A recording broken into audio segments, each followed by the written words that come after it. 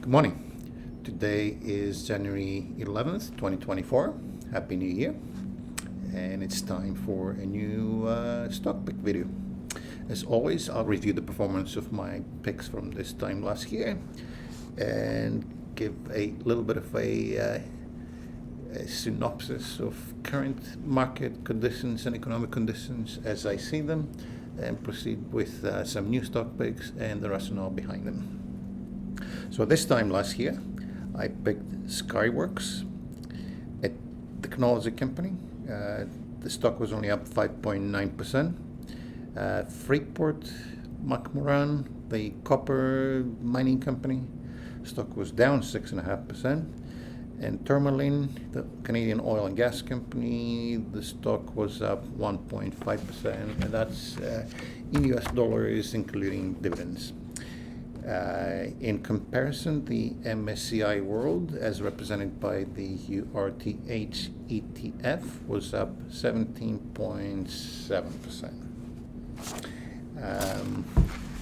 So last year, I was a little bit conservative with my picks, and I continue to remain conservative with my picks because I believe the economy is, both in Canada, the US, and actually the rest of the world, is slowing down, and as a result of tighter monetary policy, substantially tighter monetary policy. We had an unprecedented monetary stimulus that came after the COVID lockdowns early in 2020, and then the year after 21 continued into 22, and that accommodation was being removed through 2023.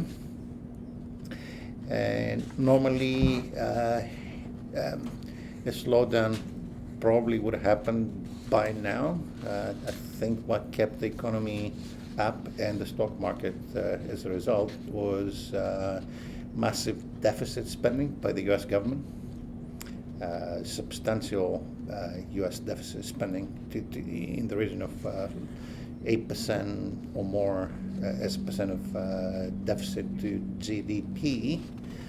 And if you think that in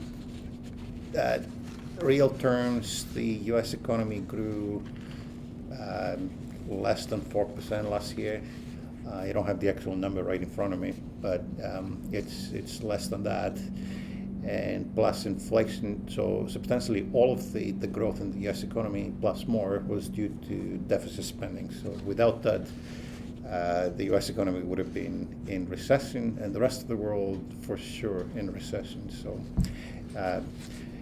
So going forward, that's what happened last year, and the situation is similar right now, with key economic indicators deteriorating a little bit faster than people would like, possibly. Things like the used car market in North America, it's not doing very well.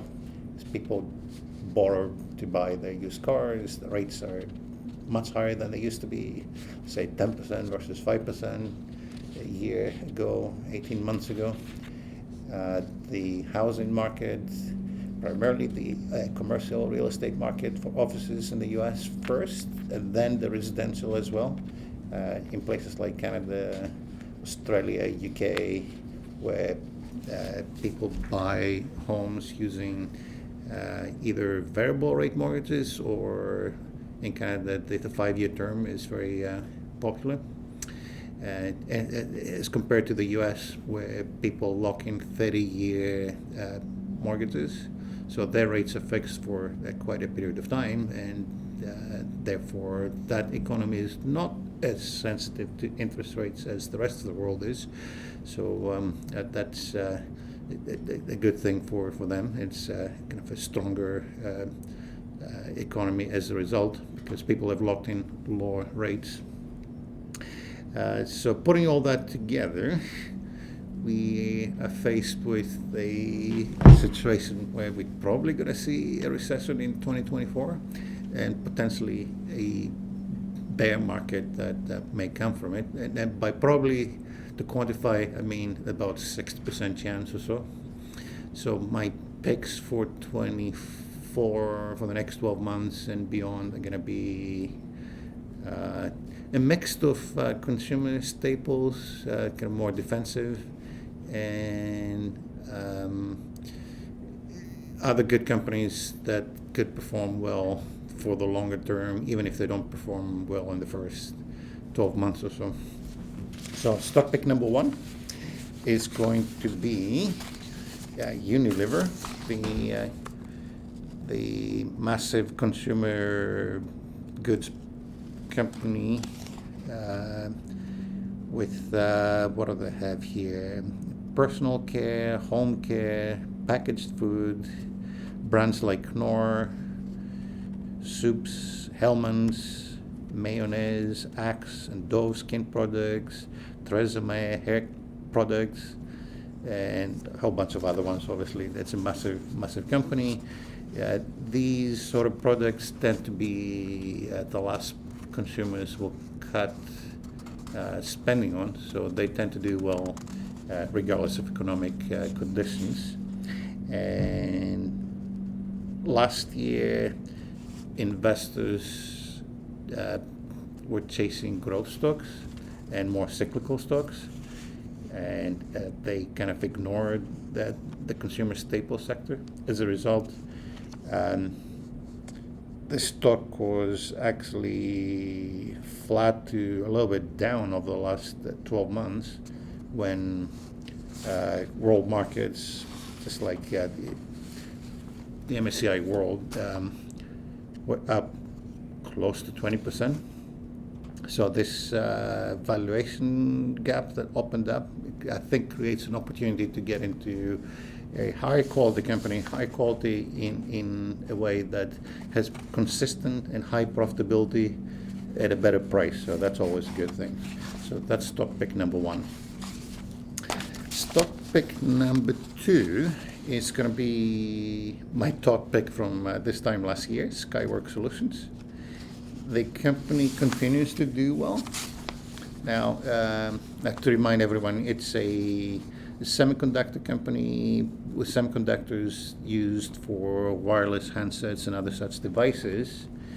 The business is cyclical, and as a result, the revenue and earnings did slow down a bit in the last year versus the previous years. But the valuation on this stock is such that I think the stock could do well while the company doesn't necessarily perform as well in the next year or two in a slower economy.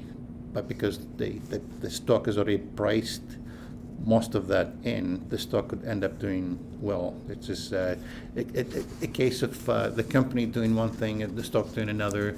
Over the long term, those two go together, but on a shorter term basis, like a year or two, the performance of the stock versus the performance of the company can deviate, and this is where I believe the stock is pricing in the slowdown already, and we're getting it at a good price, so we can get in ahead of the actual slowdown happening. So we'll see if that works in a year from now, and if we end up holding it for longer, that's a great thing, because this is a very high quality company, and the valuation is pretty reasonable. We'd be buying the stock at the forward PE ratio of 14.5 times when the market trades at around 20 times. So, and this is a better quality company than the market as a whole. So that's stock pick number two. Stock pick number three is another cyclical company, but it's got a twist to it. It's a steel company by the name of Ternium, symbol TX. Steel companies and their fortunes are tied to the economy. They tend to go up and down with the economy. But I believe part of that huge deficit spending the U.S. is incurring is going towards infrastructure spending, and with infrastructure spending, steel is a big part of it. So while the general economy may be slowing down, if there is enough money being spent on infrastructure, there'll be enough demand for their products, and the valuation is good. So we could have the stock do well, regardless of what the economy does, in an unusual type of situation.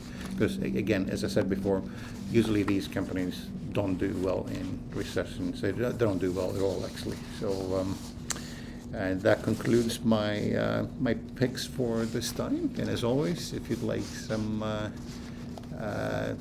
advice as to whether these picks fit in your portfolio, or if you have any other questions on investments, please don't hesitate to give us a call. Thank you, and have a great day. And if you're in Vancouver, enjoy the beautiful sunshine today. Okay, bye-bye.